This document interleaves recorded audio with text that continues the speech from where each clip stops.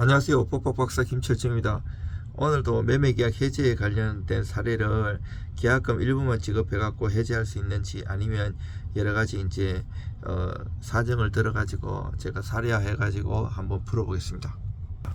첨부 매매계약서에 대해서 아래와 같이 사건이 발생했을 때 물는 건데, 매매계약 체결당이 현금이 부족해 가지고 갑의 동의를 받아서 계약당이 1천만 원을 지급받고 나머지 1억 원은 다음날 갑의 계좌로 송금하기로 하였고요.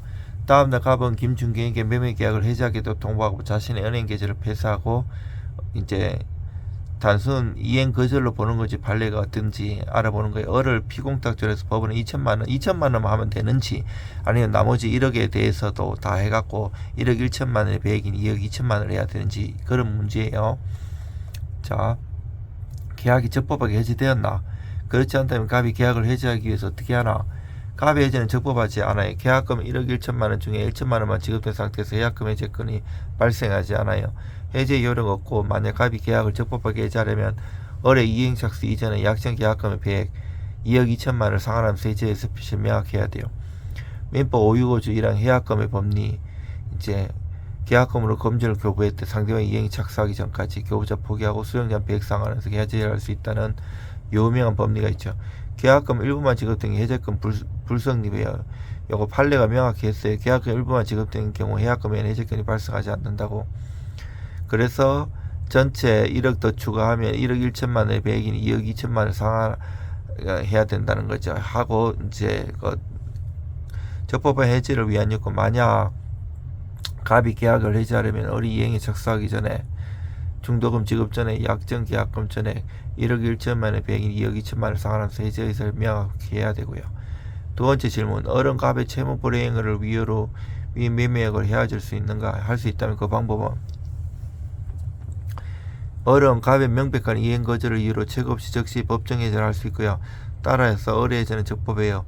이유는 민법 544조 채무 불이행 해제. 채무자가 이행을 하지 아니한 때는 상대방은 상당한 기간을 정하여 제거 후 그 기간 내에 이행이 없을 때 계약을 해지할 수 있어요. 다만 이행 거절이 명백한 경우에는 체고 없이 즉시 해제 가능하고요. 이행 거절의 법리, 매도인이 계약금 요건을 충족하지 않은 상태에서 일방적으로 해제를 통보하고 대금 수령 계좌를 폐쇄한 경우 이는 명백한 이행 거절이에요. 즉 매도인의 일방적 해제 통보 더하기 이행 거절 행위는 채무 불이행에 해당해요. 갑은 계약금 일부만 수령하고 배액 상환 없이 일방적으로 계약 해제 통보 후 계좌를 폐쇄해갖고 잔금 수령을 거절했는데, 이는 매매계약상 소유권 이전 등 이행 거절에 해당해서 따라서 을은 재고 없이 즉시 해제 가능해요.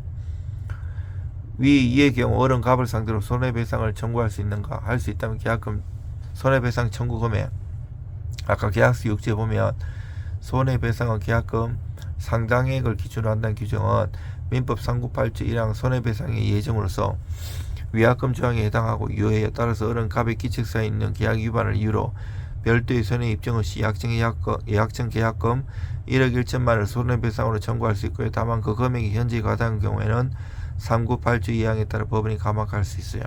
이유는 법리가 위약금과 손해배상의 예정의 관계 398조 1항 잘 보면 되고 2항에 감액할 수 있다는 것. 판례가 계약 당사자가 위약금이라는 정하였다고 특별한 사정이 없나 이는 손해배상에게 예정으로 본다고 판시하고 있어요. 사안의 계약지용 해석은 아까 계약서 6조에 보면 채무 불이행 시 손해배상은 계약금 상당액을 기준으로 한다고 규정하고 있고요. 이는 별도의 제재적 문구가 없이 채무 불이행에 따른 손해보전의 기능을 목적으로 해요. 따라서 본조항의 벌칙적 위약벌이 아니라 민법 398조 1항의 손해배상의 예정으로서의 위약금 조항에 해당해요. 판례의 태도는 매도인이 계약금 일부만 받고 일방적으로 해제 통보 계좌를 폐쇄한 경우 이행 거절에 해당하고요. 계약서상 손해배상은 계약금 상당액을 기준으로 한다는 조항은 손해배상의 예정으로서 유효해요. 적용, 손해배상의 산정 및 감액 여부는 약정 계약금 1억 1천만 원, 손해배상의 예정 기준 계약금 상당액 1억 1천만 원 전액이고, 을은 별도의 손해 입증 없이 약정의 청구 가능하고요. 해제와 손해배상의 병존이 더블로 할 수 있어요. 해제의 효력은 계약의 소급적 소멸을 의미하지만 이는 손해배상 청구의 발생을 배제하지 않기 때문에 그래요. 따라서 을은 계약 해제로 원상회복을 청구하고 동시에 갑의 기칙서에 의한 손해배상 위약금도 병존 청구 가능하고요. 이런 것을 내가 이제 손으로 쓰나 수기로 쓰면 이렇게 잘 정리할 수 있어요. 핵심만 이렇게 딱딱 결론 이유 요거는 사법 시험이든 법무사 시험이든 요즘 변호사 시험이든 뭐 행정사 시험이든 그 주관식 시험이 있는 시험은 이렇게 쓰면 유리해. 두 갈식으로 답을 쓰고 답이 자신이 없으면 두 갈식으로 못하고 미갈식으로 쭉 결론을 자꾸 뒤에 내가 이만큼 아는데 답은 확실히 모르는데 이런 식으로 하면 점수 못 받아요. 결론을 명확하게 딱 쓰고 논거를 딱딱딱 쓰면 내용을 쓰지 않더라도 합격할 수 있어요. 저는 특수부대에 있을 때 손을 좀 다쳐가지고 운동을 좋아해가지고 그 사법시험 2차 시험장에 굉장히 많이 들어갔지만 이 답안 양을 많이 못 썼어요. 그래서 나중에 바꾸고 법무사 시험은 짧은 기간에 동차로 차석으로 붙었는데요. 법무사 시험은 사법연수원 교수 부장판사 이상급들이 그 출제하고 채점하시기 때문에 실력이 굉장히 있으신 분이 교수님처럼 막 학생을 막 장하게 안 써도 정확하게 답과 논거를 기계처럼 딱딱딱 하면 점수를 잘 줬어요. 그 대신에 사법시험하고 다르기 때문에 막 아무리 많이 써도 기본 점수 안 주고 0점, 1점 이렇게 줘요. 실력이 제가 다른 아시는 분도 사법시험 그 하시다가 그 틀을 못 벗고 오래 더 공부하신 분이 있는데 선배님인데 이분은 막 사법시험 쓰듯이 막 장하게 쓰면 관계없는 거 아무리 많이 써도 다 0점이고 이래갖고 합격을 못 하신 분도 있어요. 여러분들 힘내시고 좋은 하루 되십시오.